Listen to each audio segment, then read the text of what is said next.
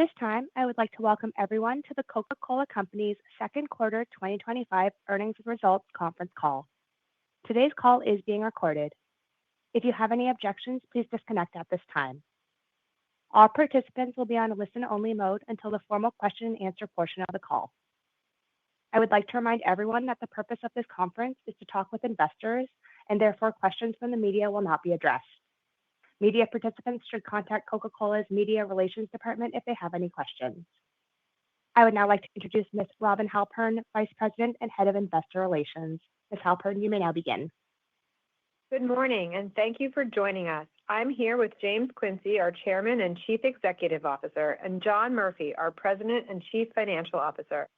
We've posted schedules under Financial Information in the Investors section of our company website. These reconcile certain non-GAAP financial measures that may be referred to this morning to results as reported under Generally Accepted Accounting Principles.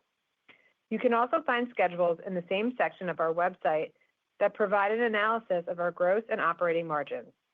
This call may contain forward-looking statements, including statements concerning long-term earnings objectives, which should be considered in conjunction with cautionary statements contained in our earnings release and in the company's periodic SEC reports.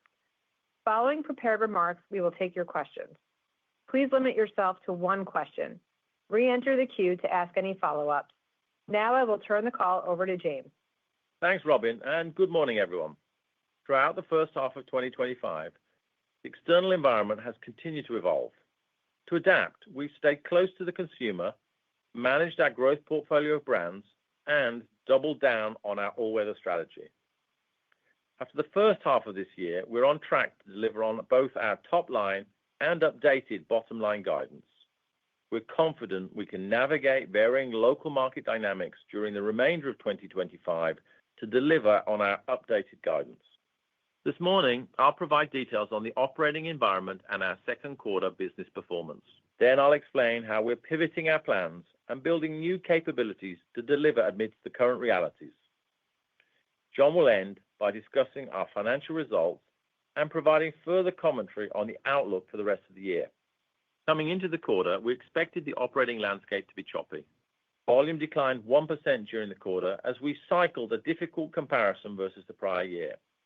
Two-year volume trends were on track in April and May, but decelerated in June in the face of adverse weather in several key markets and pockets of consumer pressure. Several markets that were weaker in the first quarter improved volume sequentially, including the U.S. and Europe. In these markets, the plans we've implemented are working, providing further confidence we can influence the trajectory of our results. We also delivered 5% organic revenue growth and robust margin expansion, which led to 4% comparable earnings per share growth despite currency headwinds and a higher effective tax rate. More broadly, our industry remains resilient. During the quarter, we gained value share, which represented our 17th consecutive quarter of value share gains. Across the world, we're navigating complex dynamics across many markets by leveraging our global scale while stepping up local execution. Starting in North America, while volume improved sequentially, it declined due to the continued uncertainty and pressure on some socioeconomic segments of consumers. We continued to invest behind our brands, which led to value share gains and revenue and profit growth. Our price mix decelerated as growth from some of our premium stills brands moderated during the quarter. Our granular action plans to win back consumers with contextually relevant advertising, more focused value and affordability initiatives, and close customer partnerships are working. Several bright spots in our total beverage portfolio include Coca-Cola Zero Sugar, Diet Coke, Fanta, Fairlife, Body Armor, and Powerade, which each grew volume. We're continuing to get good traction with our food service customers on both renewals and category expansion, and our system is stepping up execution and earning increased share of visible inventory. In Latin America, volume declined, but we grew organic revenue and profits. We benefited from the improving economy in Argentina, and Coca-Cola Zero Sugar had strong volume growth in Brazil and Mexico. In Mexico, despite cycling a difficult comparison versus the prior year and navigating a more difficult start to the year, two-year volume trends improved during the quarter until uncharacteristically cold weather and a major hurricane impacted the trajectory in June.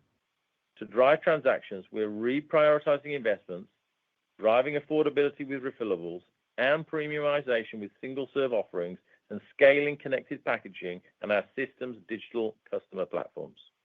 In EMEA, all three of our operating units grew volume, and we also had revenue and profit growth. In Europe, volume growth was driven by both Eastern and Western markets and was partially helped by cycling an easier comparison versus the prior year. Coca-Cola Zero Sugar, Sprite, and Fuse Tea each grew volume.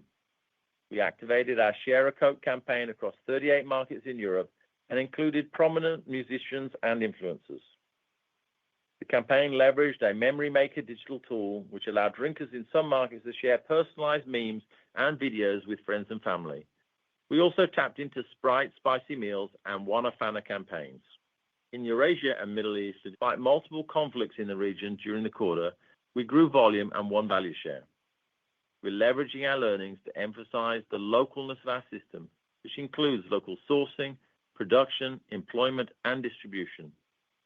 We're focusing on locally relevant sparkling flavors, innovations, and affordability with attractive absolute price points, value packages, and tailored promotions. In Africa, despite a worsening macroeconomic growth outlook, we grew volume. Egypt, Morocco, and Nigeria each continued their strong momentum. Our systems actions are working.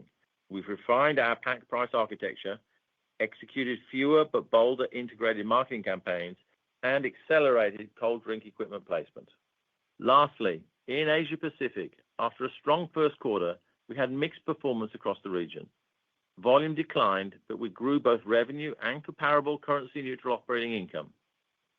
In ASEAN and South Pacific, volume declined as growth in Australia and the Philippines was more than offset by declines in Thailand, Indonesia, and Vietnam. However, we won value share, and our system is taking action by scaling refillable offerings, increasing outlet coverage, and accelerating cooler placement. In China, we grew volume despite a cautious consumer environment thanks to stronger performance from trademark Coca-Cola and in the eating and drinking channel.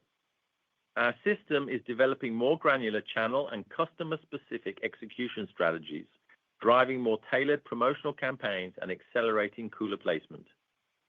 In India, after a strong start to the year, volume declined as our business was impacted by early monsoons and geopolitical conflict early in the important summer season. In response, we're engaging consumers with integrated marketing campaigns like Coca-Cola and Meals, supported by execution in the QSR channel, Thumbs Up with biryani, Sprite with spicy meals, and Mazza with festivals, and tailoring these activations to regional and local needs.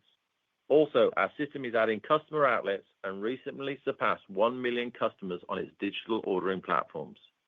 In Japan and South Korea, industry volume declined amid a challenging macro environment. Our volume was also down, reflecting industry dynamics and a strong prior year comparison. Nevertheless, two-year volume trends remained positive during the quarter. In response to the external environment, our system is refining channel and investment strategies to capture emerging growth opportunities. To sum everything up, while the external environment continues to evolve, we remain steadfastly focused on maintaining agility, and we're taking the appropriate actions to deliver on our updated 2025 guidance. Critically, to deliver amidst the current realities, we're enhancing capabilities along each facet of our strategic growth flywheel by investing to drive transactions in the back half of the year. Our marketing transformation allows us to more quickly test ideas, share learnings, and scale successful campaigns. For example, to mitigate consumer pressure in Mexico stemming from geopolitical tensions, our teams implemented tactics similar to those developed last year in Turkey, tailored to local needs. During the quarter, we launched the Juntos por 100 Años campaign, which highlights our long-standing contribution to the Mexican economy. At the same time, we leaned further into consumer passion points and pulled forward our World Cup activation by giving away 1,000 tickets to next year's event. As a result of these initiatives, combined with strong local execution, monthly value share trends and consumer perception scores improved significantly in Mexico during the quarter. While we're lifting and shifting learnings across markets, we're also revamping and creating new campaigns and leveraging passion points. In April, we launched the return of the iconic Share a Coke campaign across more than 120 countries with over 30,000 names on approximately 10 billion bottles and cans tailored to local markets. Also, in North America, we launched the Bring the Juice campaign during the quarter, which featured a collaboration between Minute Maid and World Wrestling Entertainment that includes digital experiences, limited time-only packaging, and in-store activations. Our innovation agenda supports our overall growth strategy by focusing on understanding and anticipating consumer needs. To make a greater impact and improve return on investment, we're leveraging our portfolio of $30 billion brands. For example, during the quarter, we launched Sprite Plus Tea in North America, which contributed to increased share of visible inventory. This limited time-only innovation blends the refreshment of Sprite with the flavor of tea and adds to the recent hits under the Sprite trademark, including Sprite Chill, Sprite Winter Spiced Cranberry, and Sprite Lemonade. Sprite Plus Tea started as an experimental project. We scaled the launch after seeing strong consumer demand and positive social media reaction. As a result of on-brand innovation, Sprite became the #3 sparkling soft drink brand in the U.S., as Beverage Digest announced in April. We're always exploring ways to meet evolving consumer preferences for great-tasting refreshment, including with our iconic Coca-Cola brand. As you may have seen last week, we appreciate the President's enthusiasm for our Coca-Cola brand. And as part of our ongoing innovation agenda, this fall in the United States, we plan to expand our trademark Coca-Cola product range with U.S. cane sugar to reflect consumer interest in differentiated experiences. This addition is designed to complement our strong core portfolio and offer more choice across occasions and preferences. Revenue growth management is a critical tool to segment our consumers and channels, and we're increasingly integrating the capability with our marketing expertise to drive transaction growth. To step up our capabilities, we're leveraging learnings across our markets and marrying digital investments with clear, compelling points of sale messaging in stores and on packs. While it takes patience and discipline to build a refillables franchise, we're tapping into learnings from our strong capabilities in Latin America to grow refillables over the long term in Africa, the Philippines, Thailand, and parts of Eurasia and the Middle East. On the premiumization side, we're leveraging our experience in North America to grow mini cans in Europe.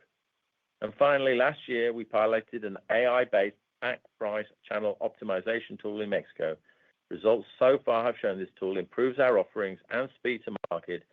So far, we've scaled this platform to 8 markets across 4 operating units. Lastly, robust local execution is key to ensuring the success of our top-line initiatives. Our system is stronger than ever, which ultimately leads to commitments to further invest to drive growth. We've collectively ushered in a culture of learning from one another, and we aspire to improve every aspect of how we do business. To summarize, while the external environment continues to be dynamic, and there is no doubt that much uncertainty remains in the downhill, we remain growth-orientated. We're continuing to pivot our plans as needed, and we're harnessing our all-weather strategy to deliver on our growth ambitions.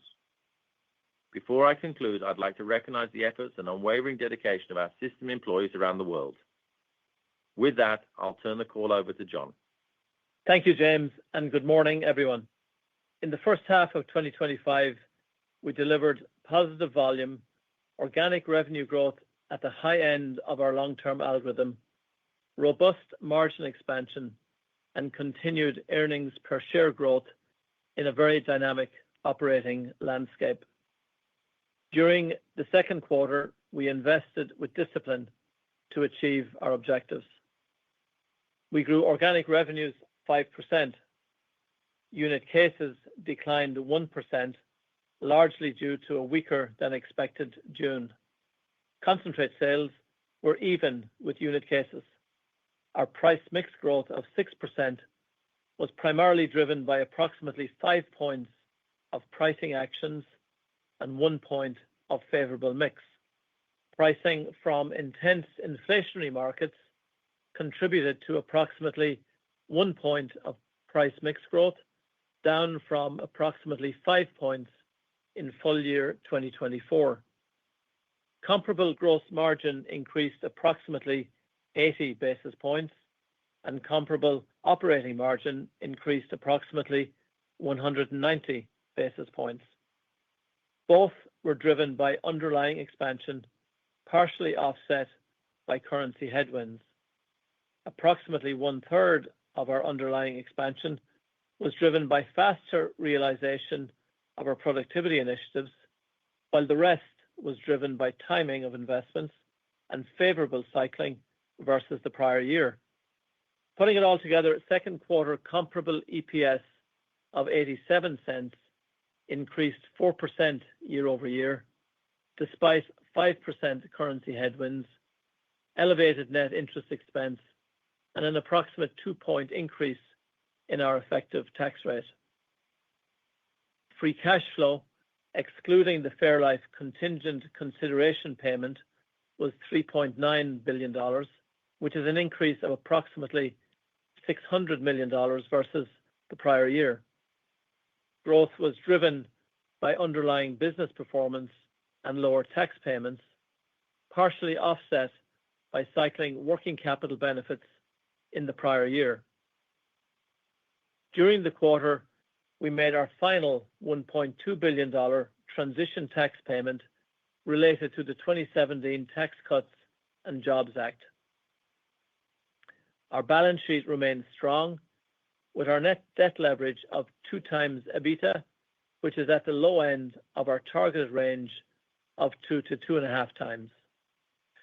We're confident in our long-term free cash flow generation and have ample balance sheet capacity to pursue our capital allocation agenda, which prioritizes continuing to invest in our business and returning capital to our shareowners.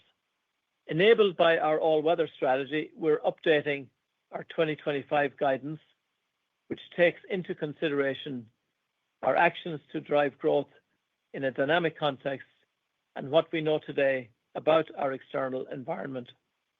We continue to expect organic revenue growth of 5 to 6%, but now expect comparable currency-neutral earnings per share growth of approximately 8%, both of which reflect delivery in line with our long-term growth algorithm. Based on current rates and our hedge positions, we now anticipate an approximate 1 to 2-point currency headwind to comparable net revenues and an approximate 5-point currency headwind to comparable earnings per share for full year 2025. While we recognize there's recently been some favorable currency movements, we hedge much of our developed market and some of our developing market exposure, and it will take time to see the full benefits. We will continue to utilize the disciplined hedging strategy that provides greater certainty for decision-making. Our underlying effective tax rate for 2025 is still expected to be 20.8%, which is more than a 2-point increase versus the prior year. All in, based on what we know today, we now expect 2025 comparable earnings per share growth of approximately 3% versus $2.88 in 2024. There are some considerations to keep in mind for the remainder of 2025. We continue to expect our external landscape to be dynamic, and we expect recovery in some markets to take time. We are expecting concentrate sales to run slightly behind unit cases during the third quarter. Based on what we know today, we continue to believe the impact of global trade dynamics on our cost structure will be manageable. Given the strong margin expansion that came through earlier in the year, we no longer expect margins to be back half-weighted in 2025. Last, due to our reporting calendar, there will be one additional day in the fourth quarter. So, in summary, while the external environment continues to evolve, we're successfully pivoting to continue to deliver top-line growth, margin expansion, and earnings per share growth. In the first half of the year, we've effectively tackled many challenges not anticipated at the outset, and we will continue to adapt to whatever lies ahead. Thanks to the proven strength of our system, we have great confidence we will deliver on our updated 2025 guidance and create enduring value for our stakeholders. And with that, operator, we are ready to take questions. Ladies and gentlemen, to ask a question, you'll need to press star one on your telephone. To withdraw your question, press star one again. In the interest of time, we ask that you please limit yourself to one question. If you have any additional questions, you may rejoin the queue. Our first question comes from Lauren Lieberman from Barclays. Please go ahead. Your line is open. Great. Thanks. Good morning. I was struck by the use of the phrase, the word pivot, pivoting our plans, adjusting our plans a couple times in both of your prepared remarks. And yet you had, very solid, good, strong organic sales growth this quarter. Profitability was really striking. And the outlook for the second half feels comparably strong, frankly, with just a little bit less margin expansion.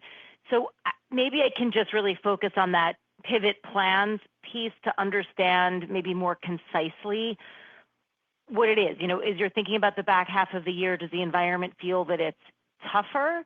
Does it mean that, the sort of puts and takes of which markets you thought would go one way versus another is the key to what that pivot commentary means? But I could use a little clarification on all of that. Thanks. Sure. I think, and thank you for noticing that we had a strong first half and guidance implies a strong second half, and we certainly are aiming to deliver that. I think how you should interpret the pivot comment is really in the context of us pursuing growth under the all-weather strategy. This year has been, I think, characterized by rapid turns of events and twists and turns, which has required us to respond with greater agility and speed. So if you just compare and contrast Q1 to Q2, in Q1, the US and Europe were slightly weaker, but we pivoted or we adapted with some agility, and we got much better coming into Q2 in those developed markets. And yet in Q2, in a couple of our big emerging markets, Mexico and India, for example, partly they had strong comparisons to prior year, but we got hit by some early monsoon in India, which is the important selling season, plus the India-Pakistan conflict, brief as it was, plus weather in Mexico, which required us to pivot to bring back growth in those parts of the world coming into the second half. So it's really, if you like, about the need for the all-weather strategy to be taken up another notch in terms of how fast you can pivot and execute to still deliver the results that we're delivering. Our next question comes from Dara Mohsenian from Morgan Stanley. Please go ahead. Your line is open. Hey, good morning. So protein's a space that's on trend with the consumer. It's growing at very strong rates. You obviously have a clear competitive advantage with the Fairlife brand. But given all those factors, you are running into capacity constraints. So just with that as a backdrop, I was hoping you could give us a sense of how much of an unlock the planned U.S. capacity additions are starting in early 26 for Fairlife, both the total volume, but also how that will enable you to manage each of the three Fairlife product areas differently. And then also, can you discuss if there's any international Fairlife plans on the horizon outside of North America over the next few years? I know replicating the North America dairy manufacturing footprint would be difficult. So just how realistic is international expansion at some point, and in what time frame? Thanks. Sure. Firstly, Fairlife continue to have strong growth, double-digit volume growth in the second quarter. Clearly, that's moderating slightly from Q1 and prior year. But we still expect to get volume growth in the second half, again, although moderating as we wait for the capacity to come online. I think the team has done a great job of creating some space this year to keep growing. As you point out, the New York facility will come online at the beginning of 2026. Obviously, that doesn't all turn on with a flick of the switch on day one, as much as one would wish it would be so. And that will ramp up over 26, but it will steadily debottleneck our constraints on capacity across all the different Fairlife variants and package sizes. So we have that coming online in 26. We also have over the time frame, going into the future, options to expand capacity some of the existing facilities. So I think the narrowing of the corridor is really the second half. maybe the first few months of next year, but we're basically going to get through that and doing really well with Fairlife so far. Secondly, as it relates to international, having made some investments in dairy which were unhappy in small countries and with small investments, it is worth pointing out that Santa Clara in Mexico also had a strong performance, is now the number one value-added dairy business in Mexico. So not under the Fairlife brand, but actually a big market with a good position in value-added dairy there. And we continue to look at other international opportunities. As you rightly point out, the structure of the dairy industry in the U.S. is differential relative to other parts of the world. But protein is very on trend. We know that Fairlife and Core Power are strongly differentiated and preferred as products and brands. And we are, of course, looking to see if we can deliver those sorts of consumer benefits in other parts of the world in ways that we feel would, make us give us a competitive advantage versus whatever's in the marketplace at the time. More to come. Our next question comes from Steve Powers from Deutsche Bank. Please go ahead. Your line is open. Thank you very much, and good morning, everybody. James, just going back to Mexico and India, just given some of the pivots that you've made in those markets going into the back half, I guess the question is, how quickly do you expect a rebound in those markets? And if there are any other markets as you go into the back half that you would flag as kind of known kind of watch points going into 3Q. I'd also like to just, because of the strong profit improvement or profit performance in the first half and in the quarter we just saw, it seems to imply maybe a little bit more reinvestment in the back half. And if that's the case, just any color on where that incremental investment may be targeted would be helpful. Thank you. Sure. Firstly, whilst being known to be calm, I'm not wildly known to be patient. So the sooner the volume bounces back, the better. I think in the case of Mexico, clearly the Q2 last year was the strongest quarter. It's worth being upfront and saying Q3 was the weaker quarter. So I think we're going into a cycling that should help us. We've got some strong plans to take Mexico, for one example, on affordability, doubling down on refillables and some of the value offerings.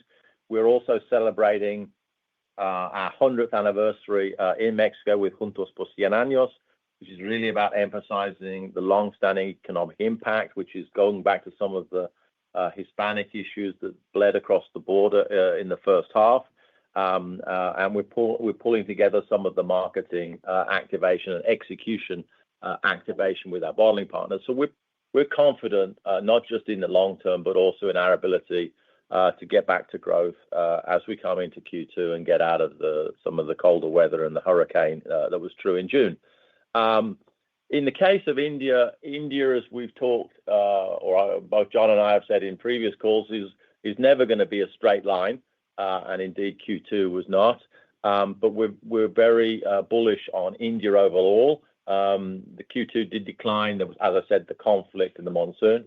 But we have a lot of marketing campaigns focused on India. We have also just set up the first kind of refranchising piece with the Jubilant Group for the company-owned bottler that we have which is basically the bottom half of India. And that's up and running with a new CEO.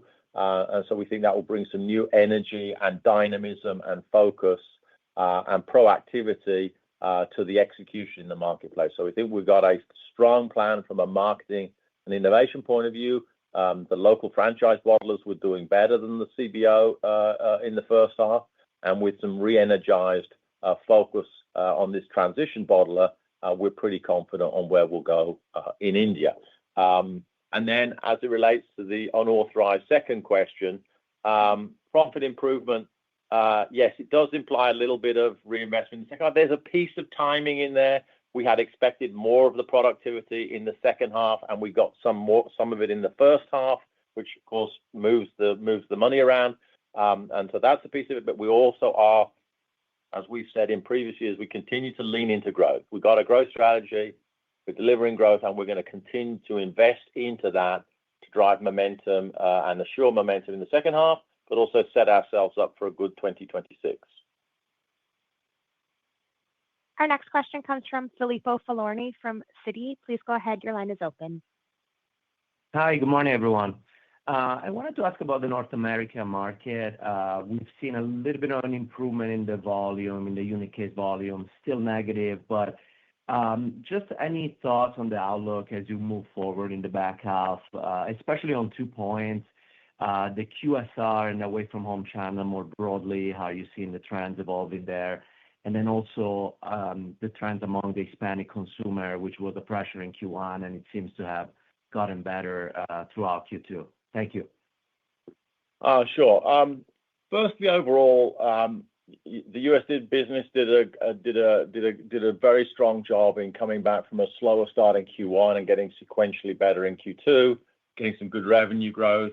Share was good, and profit was good. So really getting better. And I think that's in the context of a pretty resilient overall consumer. The aggregate spend is holding up. Yes, there's some pressure in those with lower incomes where we're targeting some affordability and some special focus on marketing and occasions. So I think the overall outlook continues to be resilient, and we're investing for growth in that. Just on the Hispanic consumer, yes, we had a problem in the first half. If you take the end of June, by the end of June, we had basically got back to the share we started the year with. We got back to the brand equity scores we were looking back, and we got back to the household penetrations. But obviously, as that went down into the valley from January to March, it had to climb out of the valley from April to June. So it was still a headwind in the second quarter, but the issue is now largely resolved. We're back to where we were, and there was a lot of good stuff on some very targeted contextual advertising against basically the false video, and a lot of focus on how local the Coke business is. It's made in the U.S. It's made by U.S. employees. It's distributed by U.S. employees and U.S. retailers. So I think we've kind of put that one behind us for now. And then the away from home channel, obviously depending on where you are on the away from home channel, you get slightly better or slightly worse footfall and traffic. But I think it's really not a different reflection of the overall economy, where you see some of the bits of the channels where you've got the lower income consumers a little more focused on affordability offers. So you definitely see that coming up. But the team has done a good job on customer renewals and bringing in new accounts like Costco and Carnival. So we're seeing some pretty good reaction there, but I don't think one should think about it as that different a representation than the overall market. Our next question comes from Bonnie Herzog from Goldman Sachs. Please go ahead. Your line is open. All right. Thank you. Good morning. James, I wanted to drill down something. You mentioned that productivity came in better than expected in the first half. So just hoping you could just provide a little bit more color on sort of what drove that upside, and then how we should think about that in the back half and some of your, the rest of your productivity initiatives planned for this year. Thank you. Sure. Two basic sources of the productivity. One was the benefit of the marketing transformation. We've been on a journey for the last few years on the marketing transformation, which is not just about the effectiveness and the digitization of the advertising and the segmenting of the advertising, but also about the efficiency, both of producing it and of buying the media where we use the advertising. And we were able to capture some of those savings. And that, just from a timing perspective, there was just a little more of them in the first half and the second half, but those were always on the way. And it's a product of the work we've been doing over the last couple of years to really reform how we do the marketing to be not just more effective, but to also bring some efficiency to bear. And then the other piece of the productivity was setting out to be as disciplined as possible on the operating expenses. and to be a little more frugal and to invest our money a little wiser as we went in. And we were able to just capture some of those benefits as we came into Q2 ahead of the second half. So mainly just getting things done a little quicker than anticipated, which is good news. Our next question comes from Chris Carey from Wells Fargo. Please go ahead. Your line is open. Hi, everyone. This will be slightly, connected, but a bit more specific. North America margins were, incredibly strong in Q2, even with higher marketing on a year-on-year basis. I understand there are so many puts and takes, but I would love to get your take on how these margins have been evolving, some of the key drivers between perhaps pricing or cost savings, product mix, channel mix. I fully appreciate there are so many drivers every quarter, but the evolution here has been sequentially and directionally positive and moving in the right direction. So I'd love to get your broader thoughts on what you think is driving this and the durability. Thanks so much. Sure. Firstly, I'll give you some factors relative to Q2, but as I've done, normally the question comes on Asia Pacific on margins being strange movements in intra-quarter. I would encourage you to take a multi-quarter view of any bits of the business rather than one. Having said that, clearly the margins got better in Q2 in North America. Clearly part of that was coming from the productivity initiatives as I just described them. Some of it comes a little bit from with the deceleration of some of the vertically integrated businesses, they're mixing in less operating expense, so that kind of makes a difference. The vertically integrated businesses tending to have a slightly lower percent margin than the concentrate businesses. So that's another driver of what's going on. I think what's also important to understand is none of this is happening in the absence of continuing to invest behind our brands. We were still very strongly investing, not just in innovation, but actually in absolute marketing terms in the US market to continue to drive growth. So it's not whilst the margin has been improving in the US marketplace over time, and if you go back 4 years, it was not in a great place. So I think it's kind of more normalized. And what it's a feature of is that normalization and productivity. But the most important story is continuing to invest heavily behind our portfolio, our innovation, our execution to drive growth and gain share. Our next question comes from Kaumil Gajrawala from Jefferies. Please go ahead. Your line is open. Hey guys, good morning. I guess 3 questions in a row on margins, but this will be a bit different. Obviously, productivity coming in a little bit better. The margins look great. At the same time, the impact from foreign currency seems to be abating, and if it continues in this way, might even move in a positive direction as we get into next year. Can you maybe just talk about the operating leverage across the P&L, given how much has changed so far, and these really 2 factors sort of very much moving in your favor? Thanks. Let me take that one, James.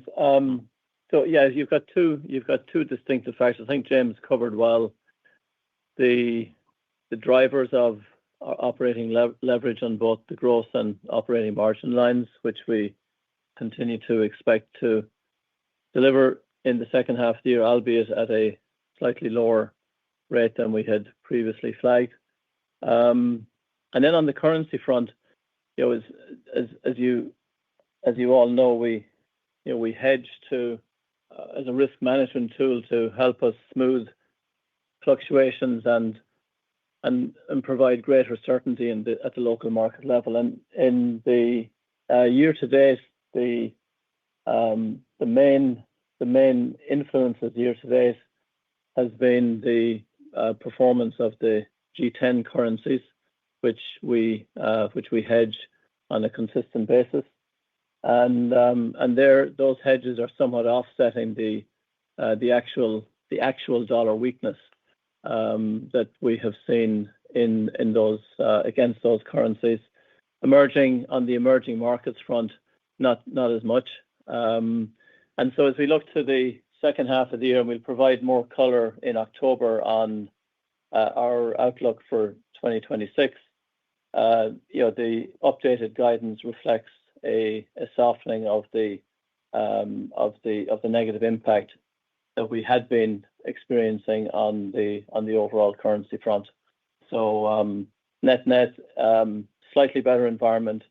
We continue to hedge to, as I said, to smooth the fluctuations that we typically experience. We'll provide an update for 26 on the October call.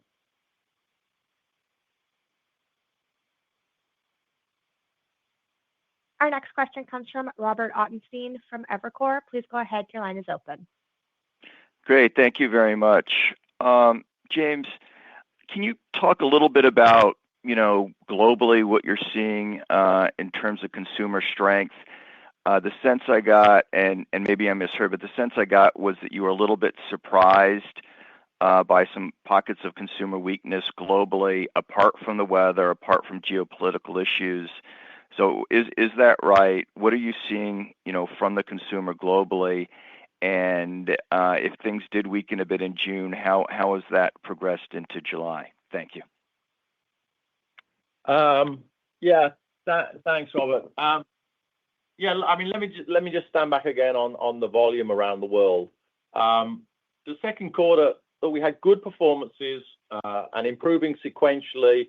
So North America improved sequentially. Europe was up. Middle East was up. Africa was up. China was up. And apart from the two that I mentioned in terms of the weaker performance, India and Mexico, there was a little bit of weakness in Japan, but there was also some. I think the one that's kind of was the most, I don't know if I go as far as surprising, but let's go with surprising just for the sake of the argument, was more Thailand, Indonesia, Vietnam. The ASEAN markets, we saw some weakness in Q2, which was perhaps a little more than we've been expecting. So I would say overall that the global economy and the global consumer remains resilient. There have been some swings in countries, a bit like I said at the beginning and answer one of the questions. Things have come in and out at greater speed than perhaps historically. And so something can get worse and then better again at a faster velocity than perhaps in the past. And there have obviously been some, geopolitical events that happened in Q2, and they've come in and out quickly too, some of them. So the rate of surprise is kind of speeded up. But I think you've got to stand back and say, actually, overall, there was a pretty resilient consumer environment. Pluses and minuses by the countries. If I had to say one that was a little surprising, it would be ASEAN, leaving aside weather and things like that. But we're confident we're investing in the right programs for the second half, marketing, innovation, RGM, execution, to make sure that as we drive our top-line algorithm for the second half, that will come with a better volume component. Our next question comes from Andrea Teixeira from JP Morgan. Please go ahead. Your line is open. Good morning. I wanted to ask on the potential innovation into pure sugarcane, and then if you can talk about it like in the context of consumer preference and appetite to expand into more fiber. You see like a competitor launching to prebiotic under their main trademark, and how is Simply Pop performing, or thoughts on participating more in that segment? Thank you. Thanks. Look, we're always, I don't think just us, but I think the industry, given its size, its attractiveness, and its growth potential, we're always looking for opportunities to innovate and see where there's an intersection of new ideas and where consumer preferences are evolving towards. Remembering that actually most innovations don't work in the long run. But I think, it's a good sign that the industry, including ourselves, are trying lots of different things. As it relates to the cane sugar, yes, we're going to be bringing a Coke sweetened with US cane sugar into the market this fall. and I think that will be an enduring option for consumers. Actually, we use cane sugar in a number of our other brands in the US portfolio, from lemonades to teas, some of the coffee stuff, some of the vitamin water drinks, so that it's blended into some of our other products. And so we are definitely looking to use the whole toolbox, the whole toolkit of available sweetening options to some extent where there are consumer preferences. So we will continue to do that. And as we experiment, yes, with fiber, I think you're referring to the Coke with fiber in Japan. And so that's, been an interesting option. And we collected some valuable learnings for it. So we just continue to focus on trying things, understanding it takes a long time to build a new franchise with consumers. But you gotta try things, and we know our success rates, substantially above the industry. But it's still a question of it takes time and commitment to build something new. Our next question comes from Peter Grom from UBS. Please go ahead. Your line is open. Thanks, operator, and good morning, everyone. James, I wanted to ask a follow-up question on Fairlife, and just in your response to Dara's question, you talked about the growth, but that growth is kind of moderated sequentially, and you expect it to moderate further in the back half of the year. I'm assuming that's simply related to the capacity constraints you mentioned, and that your outlook or expectations for category growth or the competitive environment haven't shifted. So maybe just confirming that. And then just on that last point, I think it would be helpful to get some perspective on the competitive environment and how you see that evolving in the back half of the year and into 2026. Thanks. Sure. Yes, I can confirm the moderation we're expecting is the law of big numbers and the capacity constraint rather than a weakening of the proposition relative to the competition. Now, we're still very excited about the opportunity for Fairlife and Core Power and the Fairlife Nutrition Plan. I have no doubt in my mind that if we had more capacity, we could sell more product today, tomorrow, and going into the rest of the year. So it really is a capacity narrowing of the bottleneck that we're experiencing. Of course, as it gets bigger and bigger and bigger, the percentages will come down, even if the absolutes continue to be big in growth terms. And yes, it's not surprising that when our competitors and other people see the standout growth and success of a product like Fairlife or Core Power, they will naturally seek to see if they can launch, and that's the nature of the industry, and it keeps us all on our toes to know the competition is always trying to catch us up. And so we'll be very focused on doing the best for Fairlife, not just on the marketing, but on the execution. And of course, increasingly, as we have new capacity with new innovations and new thinking on where we can take the Fairlife brand and the Core Power brand. But exciting times ahead. Our next question comes from Peter Galbo from Bank of America. Please go ahead. Your line is open. Hey, guys. Good morning. Thanks for taking the question. It seems like we've gone the whole call without actually talking about Europe, so wanted to ask there. James, it seems like as we get into the back half, EMEA is probably going to be driving the bus a bit from a unit case perspective. So just wanted to get your perspectives on how the consumer there is going to be held up better relative to other developed markets, and how you see the second half playing out across EMEA. Thanks very much. Yeah. So you interchanged Europe and EMEA, so I'll kind of break that down. Europe certainly did better in the second quarter. It had positive volume growth, and it had price mix, a pretty balanced growth across the different aspects, and both East and West contributing to the growth.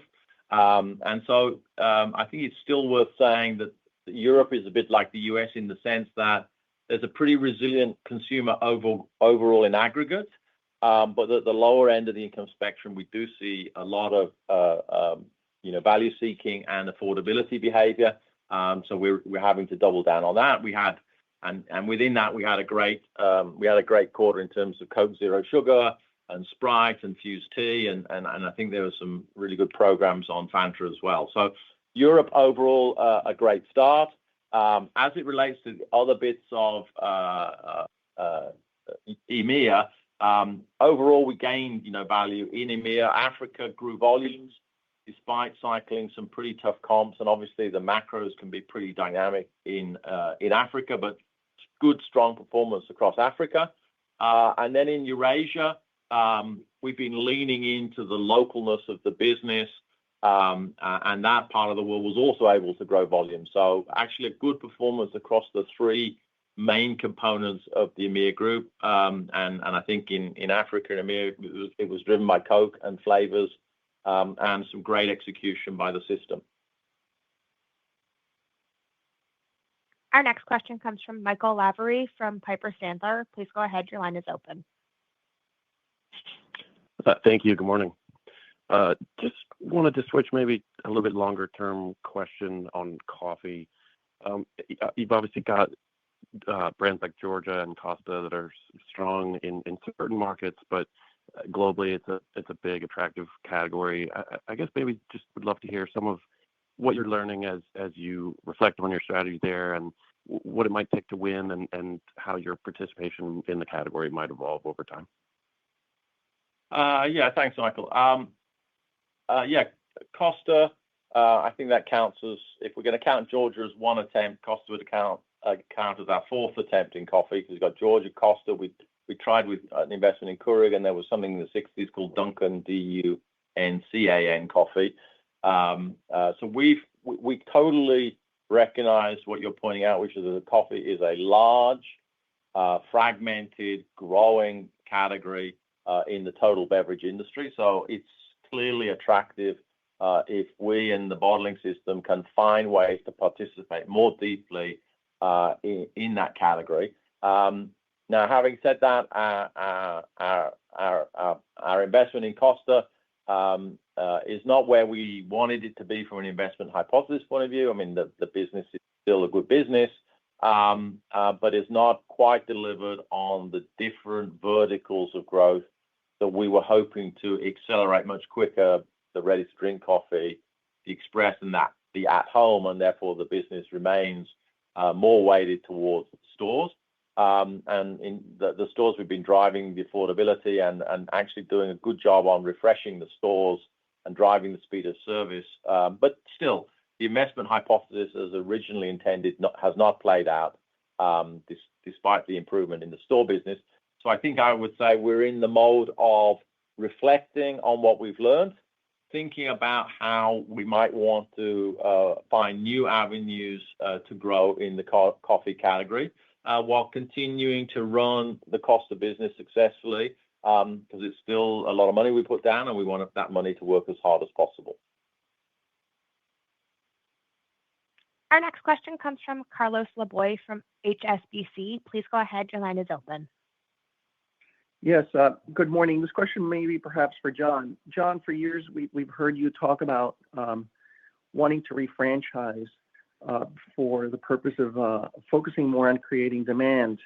With most of this refranchising done now, how is the focus and capability of creating demand, of recruiting new consumers, intensifying? Thanks, Carlos. First, maybe just a comment on the refranchising. So we still got a couple of big chunks to go, and yet we are, as we've discussed in the past, we're very focused on getting those over the line as quickly as is feasible. And adjacent to that, and I think it's been a feature of the last few years, is this underlying emphasis on driving top line growth through a increasingly stronger growth portfolio of brands. We have $30 billion brands in our portfolio today, about half of them organic, the other half inorganic. There's a lot of runway left on those brands, and the marketing and innovation transformation that we have also discussed in prior meetings there's still a tremendous amount to do there. So we expect to double down even more on both the existing portfolio that we have, and then through the innovation lens to either continue to develop either organically or stay opportunistic on the inorganic front. That's part one. Part two is, I think, the relationship that we have with our bottling partners around the world has evolved significantly in the past few years, with even greater clarity on what we expect from each other, and as a result, stronger partnerships that leads to overall better execution. So with a scale business, the daily execution piece requires both of us to be at our best, and a sort of a net outcome of the refranchising that you just asked about is that it allows us to do so, and it allows us to have the franchises in the hands of partners who are equally committed to raising the bar. Our last question today will come from Robert Moskow from TD Cowen. Please go ahead. Your line is open. Hi. Thank you for the question. John, I just wanted to get a sense of your level of conviction that concentrate volume returns to positive territory in the back half of the year. There appear to have been some transitory elements negatively impacting 2Q and also a tough comp. And then secondly, just in terms of phasing, it would appear that fourth quarter has a tough comp in terms of concentrate volume. Am I looking at that correctly? And is there anything that you can add to that? Thanks. Sure. So we, our guidance for the full year reflects a confidence that we will have positive volume growth in the second half of the year. I think of the two quarters, Q3, we're certainly cycling a more modest prior year. I think rather than be overly focused on the prior year, I think our ability to influence the next 6 months is what's most important. And if you look at Q2 and you take away a couple of the, I would call them anomalies in some of the key markets, there's still pretty good underlying momentum in the business. We have the opportunity on the back of a stronger than expected first half on the profit front to have more optionality on how we continue to invest some of our efficiencies, which we plan to do so. So we've got a robust second half on the investment front. Underlying trends in general are good, and a couple of the outliers that have been a headwind in recent months, we are comfortable that they can get back on track.